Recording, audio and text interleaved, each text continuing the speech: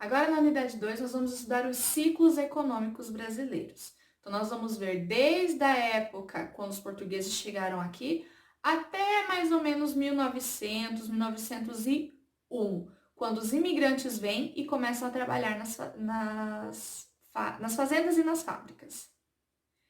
Então, o primeiro ciclo econômico brasileiro foi o ciclo do açúcar. Quando nós falamos em ciclo econômico, nós estamos falando sobre algo que foi produzido no Brasil e deu muito dinheiro, tá? Isso são ciclos econômicos. Nós vamos falar os três ciclos econômicos que deram muito dinheiro aqui no Brasil, tá bom? Três produtos que existiam no Brasil e que deu muito dinheiro com o comércio. Então, como eu falei, o primeiro ciclo econômico brasileiro foi o ciclo do açúcar. Então, lembra lá na unidade 1, quando a prof falou assim, que quando os portugueses começaram a vir para morar mesmo, formar povoados aqui no Brasil, eles decidiram começar a plantar e cultivar cana-de-açúcar. E com isso, construir engenhos de açúcar. A produção do açúcar, a formação dos engenhos, ele aconteceu principalmente na região de Pernambuco, no Nordeste brasileiro.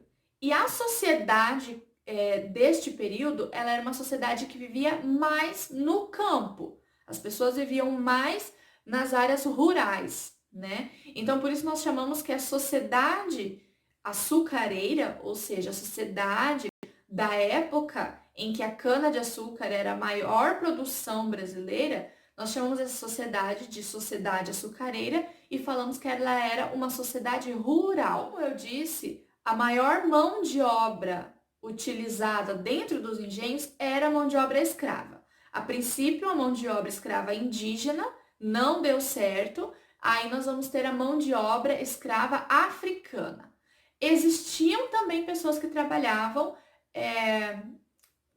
que eram assalariados, né? Homens livres que recebiam seu salário, mas eles eram muito pouco em relação ao número de pessoas que trabalhavam como escravizados dentro dos engenhos.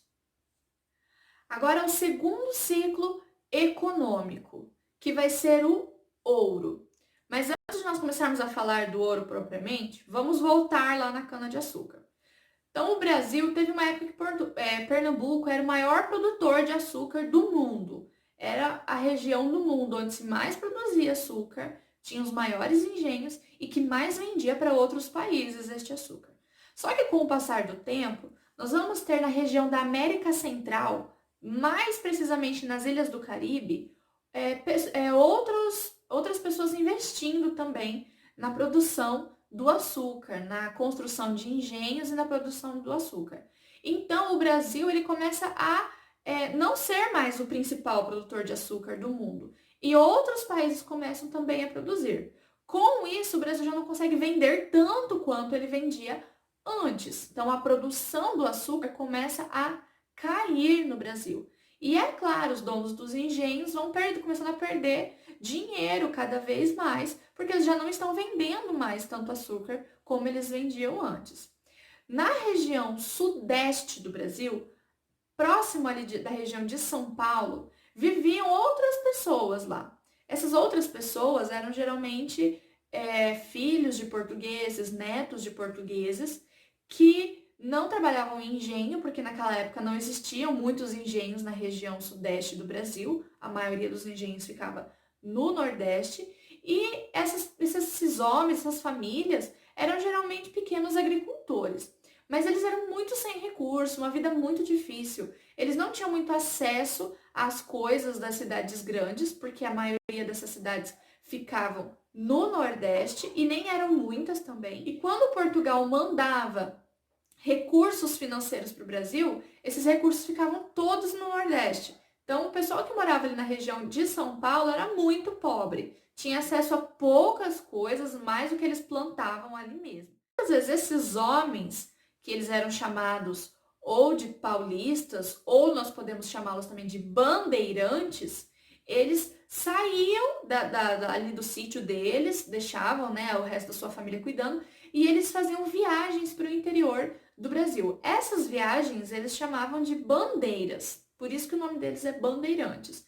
porque eles faziam essas bandeiras, que eram estas viagens para o interior do Brasil. E o que eles buscavam encontrar com estas viagens? Principalmente pedras preciosas, terras férteis e, caso eles encontrassem alguma tribo, eles tentavam capturar os indígenas para depois vender para outras pessoas como escravos. Então, era a maneira como eles buscavam encontrar melhores meios de sobreviver em relação à vida que eles tinham, que era muito pobre naquela época. Numa dessas viagens, eles encontraram uma região ali perto de São Paulo que tinha muito ouro mesmo. E eles começaram a explorar este local. E eles viram que não era um local pequeno, era um local muito grande, onde se existia muito ouro, muitas minas, né, de ouro e pedras preciosas. Como a produção do açúcar no Nordeste já não estava indo tão bem, lembra, por causa de todos aqueles problemas de que outros países já estavam também fazendo açúcar e vendendo, esses donos de engenhos, muitos deles decidiram vender os engenhos ou simplesmente abandonar e descer para essa região onde eles encontraram, onde os bandeirantes encontraram os ouros, e eles começaram a explorar o ouro no Brasil. Então agora nós vamos começar o segundo ciclo econômico, que é o ouro, que é a exploração das minas de ouro. Este local onde se explorou todo este ouro, onde se conseguiu encontrar, né, essas minas, hoje faz parte, né, do território de Minas Gerais.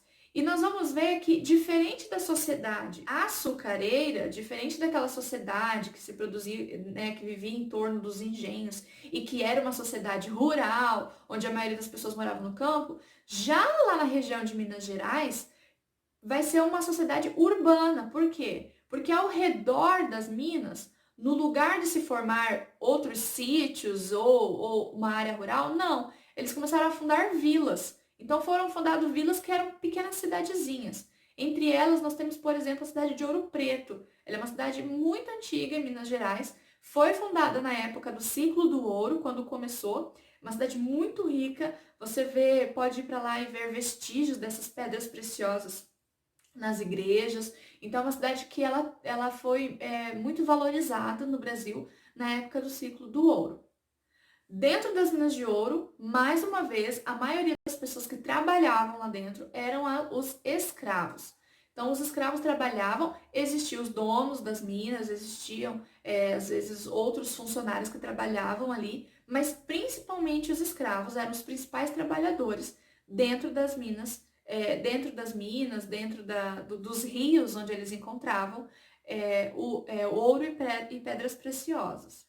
Outra coisa interessante que aconteceu nesta época é que, como foram formadas cidades ao redor das minas, como era uma sociedade muito urbana ali na região de Minas Gerais, começou a se surgir aqui no Brasil novas profissões. Então as pessoas não eram somente agora pequenos agricultores que plantavam, que colhiam, que criavam animais.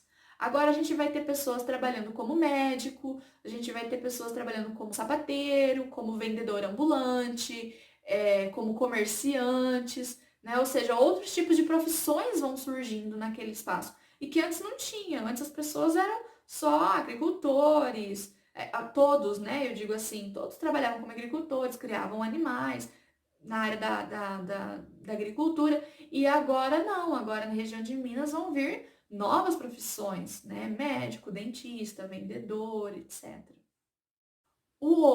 Não se sabe exatamente quanto, né, se foi descoberto de ouro, porque até mesmo existia muito contrabando naquela época. Para não ter que pagar os impostos para Portugal sobre o ouro, muito ouro foi contrabandeado, roubado, e a gente nunca ficou sabendo para onde que foi. Então, não tem como saber quanto de ouro o Brasil tinha, mas o que a gente sabe é que toda semana saíam navios lotados de ouro para Portugal ou para outros países que compravam o ouro nosso. Então, realmente, o ouro, ele ainda existe até hoje, tem pessoas que trabalham com isso na região de Minas Gerais. E hoje nós já estamos explorando esse recurso há muitos séculos. Imagina naquela época, que ele nem era explorado ainda. Era muita, muita pedra preciosa mesmo naquela região. O ouro ainda estava acontecendo, né? A gente chama corrida pelo ouro, ela ainda estava acontecendo, as pessoas ainda estavam trabalhando nas minas de ouro, mas ali perto da região sudeste também começou a se desenvolver. Então, São Paulo, que era a princípio um lugar esquecido, né, por Portugal, começa a produzir também, a criar grandes fazendas. Só que dessa vez eles vão ver que o produto que dá muito certo em São Paulo vai ser o café. E a princípio o café ele vai ser produzido para as pessoas ali da região, grão produzido aqui no Brasil para o consumo local. Só que vai dando tão certo e a qualidade desse café ele vai aumentando e vai se tornando tão boa que esses donos de fazendas de café começam a vender para o exterior. É aí então que nós vamos ter o terceiro ciclo econômico brasileiro, que vai ser o ciclo do café. Então, como eu falei para vocês, o café, as fazendas de café eram gigantescas. Então, nós vimos aquela imagem, né, que tem no livro de vocês, que mostra que as plantações de café eram muito grandes. E que dentro de uma fazenda de café, a gente tinha a casa grande, que era a casa onde o dono da fazenda vivia, com sua família, às vezes convidados, e os funcionários ou os escravos que trabalhavam dentro da casa viviam na casa grande também. Nós temos a senzala, que era o local onde esses escravos que trabalhavam na fazenda dormiam, eram como se fossem galpões, assim, com camas improvisadas, ou às vezes rede, tudo muito simples, muito básico mesmo, até menos do que o básico às vezes. Então esses locais eram chamados de senzalas. E ali na fazenda mesmo tinha, né, todo o maquinário necessário para plantar o café, colher, moer, né, secar, moer, ensacar e mandar para os portos para serem enviados para outros países. Os principais locais que consumiam o café brasileiro naquela época eram os países da Europa e os Estados Unidos, eram os nossos principais clientes naquela época. Algumas leis começaram a mudar o cenário brasileiro no final do século XIX. Então, vamos lá. Em 1850, feita uma nova lei que dizia que não podia mais nem comprar nem vender escravos.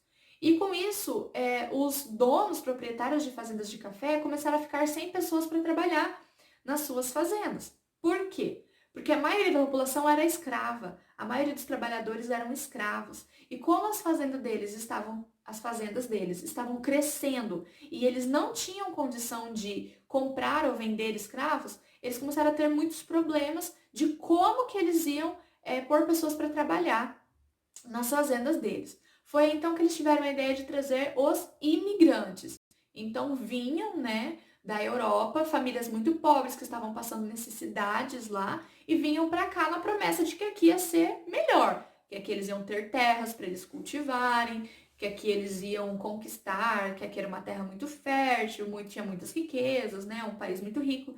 Então eles vieram para cá naquela promessa de que as coisas aqui seriam melhores. Em 1888 vai ter uma nova lei, que vai ser a lei da abolição da escravatura. O que significa isso? Significa que agora não pode mais ter escravidão no Brasil. Ou seja, quem era escravo agora não é mais. São pessoas livres. Muitos desses escravos que trabalhavam nas fazendas de café, como escravos, eles continuaram trabalhando depois da abolição da escravatura. Só que agora como funcionários. A maioria decidiu que não queria mais trabalhar em fazendas de café. Agora que eles eram livres, eles queriam ir embora, eles queriam viajar, muitos foram trabalhar nas minas de ouro em Minas Gerais, outros quiseram ir embora, cultivar a sua própria terra, né? Tipo, ser pequenos agricultores. Então, com isso, aumentou o número de vagas para as pessoas trabalharem dentro das fazendas de café. Foi aí, então, que eles trouxeram mais imigrantes. Então, nós tivemos dois momentos que nós chamamos de ondas imigratórias aqui no nosso país. A primeira onda imigratória foi em 1850, quando começou a ser proibido vender e comprar escravos, e depois em 1888, quando houve a abolição da escravatura, ou seja, quando acabou a escravidão no Brasil. Então, nesses dois momentos, nós temos a vinda de muitos imigrantes europeus aqui para o nosso país. Não somente europeus, mas também muitos imigrantes do Oriente Médio e da Ásia, principalmente países como o Japão. Então, nós vamos ter aí pessoas vindo da Espanha, da Alemanha, da Itália, da Ucrânia, da Polônia, da Rússia, do Japão, do Líbano. Muitos desses imigrantes vieram para cá para trabalhar nas fazendas de café. Então, imigrantes são aquelas pessoas que vieram de outro país para trabalhar aqui no Brasil nas fazendas de café, tá? A vida deles aqui, apesar de ter sido prometido a eles que seria boa, ela não foi. Então, eles chegaram aqui, de fato, tinha trabalho, eles iam trabalhar nas fazendas de café, mas o salário era muito pouco, eles tinham, às vezes, uma moradia muito precária, muito, assim, muito pobre, eles não tinham condição, muitos vinham com uma mão na frente e a outra atrás, ou seja, sem dinheiro nenhum no bolso, para recomeçar mesmo do zero a vida. E muitos deles passavam por muitas necessidades quando eles chegaram aqui e começaram a trabalhar nas fazendas. Então, o que acontece? Neste período, ali na região de São Paulo, vai ter já a cidade de São Paulo e ela vai começar a ter muitas fábricas. Então, as pessoas que moravam, pessoas de dinheiro que moravam na cidade de São Paulo, elas começam a investir em fábricas, a urbanizar mesmo a cidade de São Paulo. Então eles começam a trazer fábricas de sabão, de roupas, fábricas de cerâmica aqui para São Paulo. E esses imigrantes que estavam trabalhando nas fazendas de café e que estavam assim, como que eu posso dizer, sofrendo, né, nessas fazendas e passando dificuldade, e não era exatamente aquilo que eles queriam, eles decidem então abandonar as fazendas de café. Não foram todos, mas uma boa parte decide que não quer mais viver dentro das fazendas de café, abandona e decide mudar então para a cidade para trabalhar nessas fábricas. Quando eles mudam para a cidade, eles também precisavam de um local para morar. É aí então que eles vão morar nos cortiços. Então, cortiços eram várias casas ali, tudo junto, assim, uma colada na outra. Era um local bem, às vezes, estranho, no final de um beco, sabe? Não era, assim, um local privilegiado de São Paulo. Então, era uma casa, várias casas. E dentro de cada uma dessas casas, elas eram divididas por várias famílias. Então, era uma casa onde as pessoas podiam dividir ali a sala, o banheiro, a cozinha, a lavanderia, e cada família ia ocupar lá um quarto. Então, eram habitações muito apertadas, não existia privacidade, muita briga, né, entre as famílias. A gente está falando aí de famílias que vieram de todos os lados, então tinha ex-escravo, tinha família de gente italiana, tinha família de gente alemã, tinha família de brasileiros já, né, que estavam aqui há um bom tempo. Então, tinha pessoas com costumes diferentes e que tinham que morar juntos. Então foi realmente muito difícil. A vida nos cortiços eram muito difíceis, essas habitações coletivas. E outra dificuldade que eles enfrentavam era, às vezes, de sair do seu trabalho e chegar na fábrica.